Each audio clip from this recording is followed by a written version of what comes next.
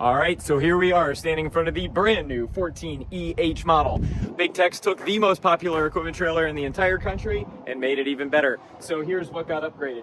Up front, instead of the C-channel that we had in the past with the stacked C-channel, you're gonna have one big I-beam that runs all the way to the back. This makes a slightly lighter, stronger trailer, slightly lower profile to the ground also because they didn't have to stack material here. That big I-beam wraps way around the outsides, and it has that nice huge toolbox like we also see on the XD, the new dump trailer.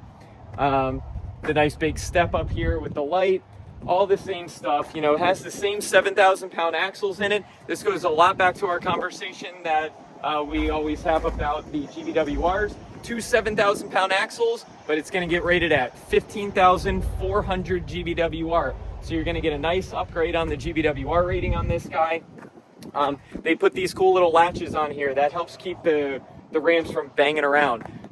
This bar used to be held down here, and that's what you use to unpin and move the ramps. But now that this is basically only here to hold the ramps in the vertical position if you need to. The back of these ramps looks sweet now. They got this really cool 45-degree taper on them, which I love. They etched in big text into it. Obviously, a lot of that is just aesthetic, but it gives a really, really cool look to the trailer. Everything else is very similar to the 14ET we know and love.